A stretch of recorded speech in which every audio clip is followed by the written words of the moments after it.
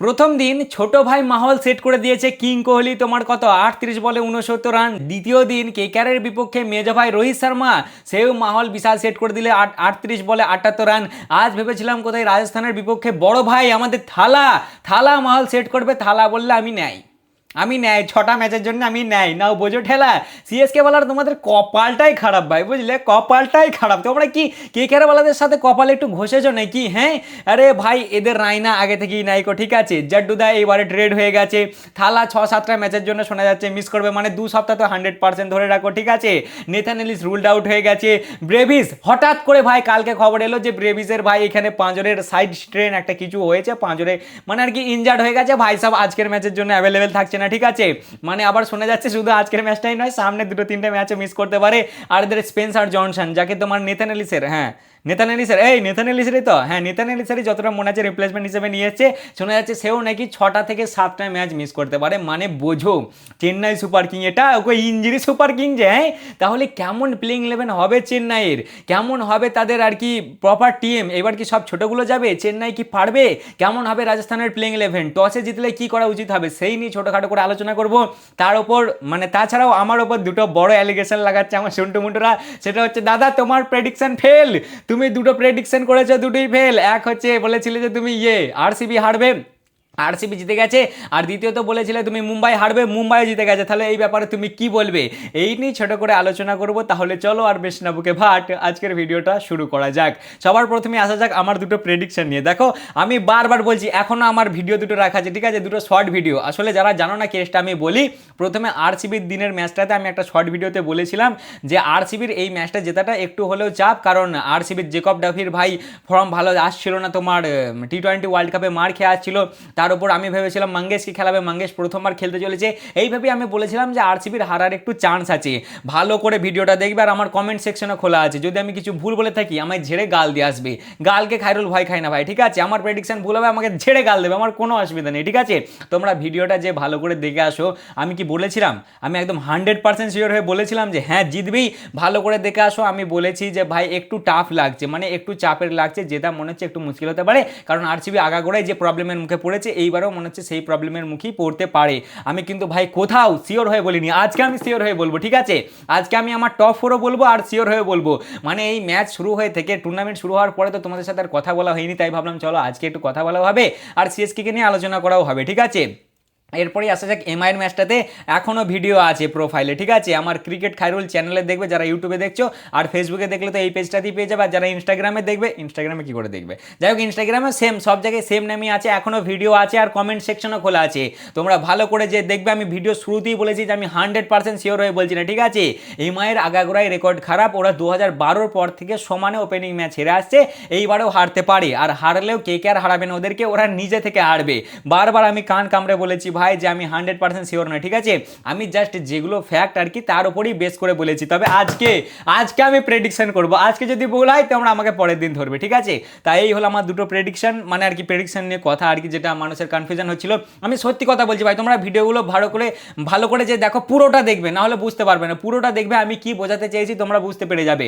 আমি কিন্তু একটিবারের জন্য কোথাও এরকম বলিনি যে মুম্বাই শিওর হারবে, কি আরসিবি শিওর হারবে, কি কেকেআর শিওর জিতবে, কি এসআরএইচ শিওর জিতবে, এরকম আমি কিচ্ছু বলিনি ভাই।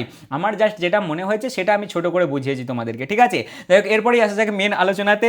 সিএসকে আর তোমার আর এখনো অবধি 31টা ম্যাচে হেড টু হেড দেখা হয়েছে আর কি, দুজনকার মানে আর কি একে অপরের সামনে পড়েছে, যেখানে সিএসকে জিতেছে 16টা এবং রাজস্থান জিতেছে 15টা। মানে কি লেভেলের টক্কর দিয়েছে ভাই। 2025 সালেও দুবারই হারিয়ে দিয়েছে, একবার 6 উইকেটে হারিয়েছে, একবার 6 রানে হারিয়েছে, ঠিক আছে।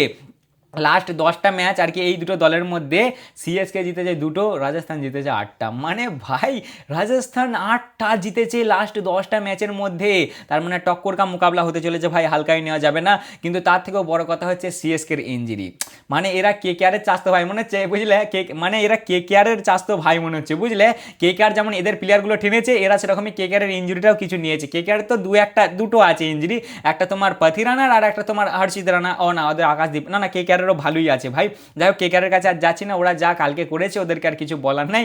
বহু লোক তো আবার বলছে যে ম্যাচ ফিক্সিং, আরে ফিক্সিং গুলি মারো ভাই। টস দেখায়নি তো কি হয়েছে, রাহানেদা তো দাঁড়িয়েছিল ওখানে, সে দেখতে পাইনি বলো, টসটাকে গুলি মারো। আর টস জেতার পরেও কেকেআর যেটা পেয়েছিল সেটা তো তারা ভালোই করছিল, ব্যাটিং তো ভালো শুরুয়াত হয়েছিল বলো, কেকেআর ফিল্ডিং খারাপ করেছে, বোলিংও খারাপ করেছে ভাই, তাই ম্যাচটা তারা হেরে গেছে, এটাই হচ্ছে সত্যি কথা। ঠিক আছে, কেকেআরকে আরও ইমপ্রুভ করতে হবে, ভালোভাবে আরও বোলিং করতে হবে, ভালোভাবে ক্যাপ্টেন্সি করতে হবে, না হলে আমি যা দেখলাম ভাই সত্যি কথা আমি বলছি শোনো, এই বোলিং নিয়ে তারা ম্যাচ জিতে যাবে, বাট টুর্নামেন্ট এই বোলিং নিয়ে যেতে আমার মতে মনে হয় খুবই চাপের ব্যাপার, বুঝলে তো। যাই হোক, আর কেকেআরের আলোচনায় যাচ্ছি না, যা হওয়ার হয়ে গেছে, সব ফিক্সিং কিছু আমার মনে হয় না ছিল বলে। ঠিক আছে, যাই হোক, এবার আসা যাক মেন আলোচনায়।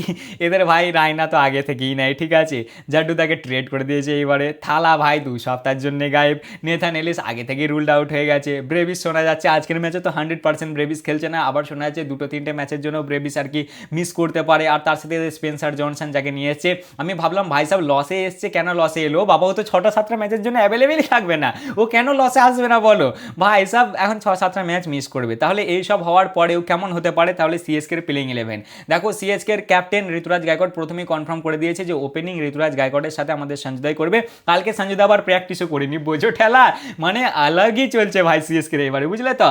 আবার এদের 3 তারিখেই পাঞ্জাব কিংসের সাথে ম্যাচ আছে, আজকের ম্যাচটার পরে 3 তারিখে, মানে বেশি দিনের গ্যাপ নেই, মাঝে 2-1 দিনেরই গ্যাপ আছে, চাপে আছে ভাই সিএসকে, বুঝলে, চাপে তো আছে এবারে। যাই হোক, তাও সিএসকের প্লেইং 11 যদি বলতে যাও, মোটামুটি আমি দেখছি ঋতুরাজ গায়কোয়াড়ের সাথে সঞ্জুদা ওপেনিং, 3 নম্বরে মাত্রে, 4 নম্বরে এদের কাছে শট আছে, ম্যাথিউ শট, সারফরাজ এবং উর্ভিল, যে কোনো একজনকে এরা খেলাতে পারে, খুবই হাই চান্স আমাকে শট এবং উর্ভিলের মধ্যেই লাগছে, সারফরাজকে মনে হচ্ছে না খেলাবে বলে, যতটা সম্ভব উর্ভিলের দিকেই যাবে। ঠিক আছে, 4 নম্বরে 5 নম্বরে কার্তিক শর্মা, 5 নম্বরে দুবে, 6 নম্বরে কার্তিক, 7 নম্বরে প্রশান্ত ভীর, এগুলোর একটু জায়গা উলটপালট হতে পারে, বাট থাকবে এরাই মেনলি। ঠিক আছে, 8 নম্বরে জেমি ওভারটন, 9 নম্বরে খলিল, 10 নম্বরে নূর, 11 নম্বরে ম্যাট হেনরি এবং 12 নম্বরে আনসুল কাম্বোজ। পুরো একটা ইয়াং টিম ভাই, বুঝলে, এর আগের বারের তুলনায় এইবারের টিমটাতে কোনো মিলই পাবে না, পুরো একদম ফ্রেশ একটা টিম, দেখো না, মানে একদম পুরো ঝাকাস টিম বানিয়েছে ভাই। ঠিক আছে, মোটামুটি শক্তিশালী লাগছে, বাট তারপরে একটু নরম তো লাগছে ভাই। এরপরেই আসা যাক রাজস্থানের কাছে, রাজস্থানের প্লেইং 11-এ সেরকম কোনো একটা বড় খাস চেঞ্জ হবে না, এদের খালি তোমার ওই যে কি বলে শ্যাম কারণের জায়গায় খালি ওদের দর্শন সানাকাকে ঢোকাবে, বাকি মোটামুটি সেমই থাকবে। ওপেনিং জয়সওয়ালের সাথে তোমার ভৈভব সূর্যবংশী, 3 নম্বরে রিয়ান, 4 নম্বরে ধ্রুব জুরেল, 5 নম্বরে সিমরন হেটমায়ার, 6 নম্বরে জড্ডুদা, 7 নম্বরে দর্শন সানাকা, 8 নম্বরে জোফরা, আচ্ছা 9 নম্বরে বিষ্ণই, 10 নম্বরে সন্দীপ, 11 নম্বরে বার্গার এবং 12 নম্বরে শুভম দুবে, এদের যে আছে না ইম্প্যাক্ট প্লেয়ার ব্যাটারটা ও।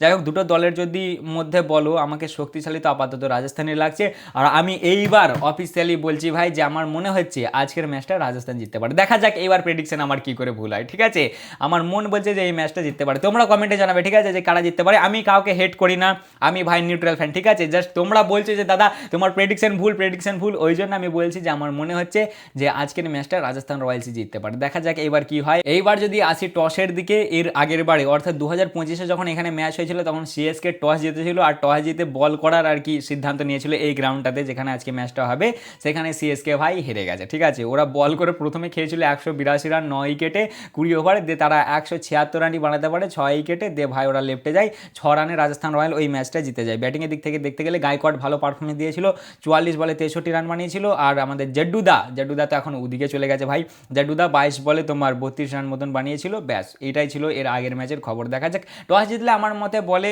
যারাই টস জিতবে প্রথমে বোলিং করাটাই ভালো হবে, চেজ মনে হচ্ছে হয়ে যাবে, কারণ লাস্ট দুটো ম্যাচ যদি তোমরা দেখো না আরামসে চেজ হয়ে গেছে ভাই, মনে হচ্ছে যে 200 আরামসে চেজ করে দিচ্ছে ভাই, যেন কোনো ব্যাপারই নয়। যদিও দুটো দলের বোলিং অতটা খাস ছিল না, কেকেআরের বোলিংটা ভাই কি বলি বলো দেখিনি, তবে হ্যাঁ হায়দ্রাবাদের থেকে কেকেআরের বোলিং যথেষ্ট ভালো আমার চোখে ভাই, তাই কেকেআরের ভালো করার একটা উচিত ছিল আমার মতে। পার্সোনালি টস জিতে ফার্স্টে বোলিং করাটাই ভালো হবে। তা মোটামুটি এই ছিল ছোট করে আলোচনা, কেমন লাগলো অবশ্যই জানাবে, ভালো লাগলে লাইক কমেন্ট শেয়ার অবশ্যই করবে।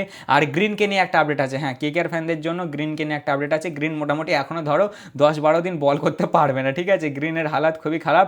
গ্রিনকে নিয়ে আমি একটা স্টেটমেন্ট দেখলাম যেটা ক্রিকেট অস্ট্রেলিয়া দিয়েছে, বলেছে ক্যামরনের কোমরের নিচের অংশে চোট রয়েছে যার চিকিৎসা চলছে, তবে এর জন্য তাকে কিছুদিন ধরে বোলিং থেকে বিরত থাকতে হবে। প্রায় 10-12 দিনের মধ্যে ফেরার লক্ষ্যে ক্যামরন বর্তমানে ভারতে তার বোলিং প্রস্তুতি গুছিয়ে নিচ্ছেন।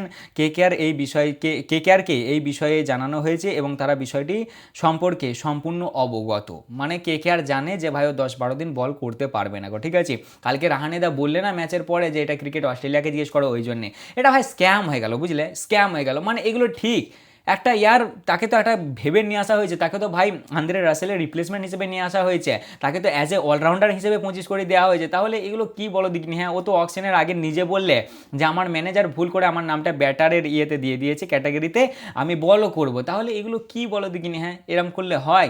যদিও কালকে কেকেআর ক্যাপ্টেন্সিও খুব খারাপ করেছে। দেখা যাক কে যেতে আজকের ম্যাচটা। আমার মন বলছে আজকে রাজস্থান জিতছে, বাকি দেখা যাক এবার ম্যাচের পর কি হয়। তা মোটামুটি এই ছিল আজকের ভিডিও। কেমন লাগলো অবশ্যই জানাবে, ভালো লাগলে লাইক কমেন্ট শেয়ার অবশ্যই করবে। দেখা হচ্ছে আবার পরের ভিডিওতে। চলো ততক্ষণের জন্য টাটা।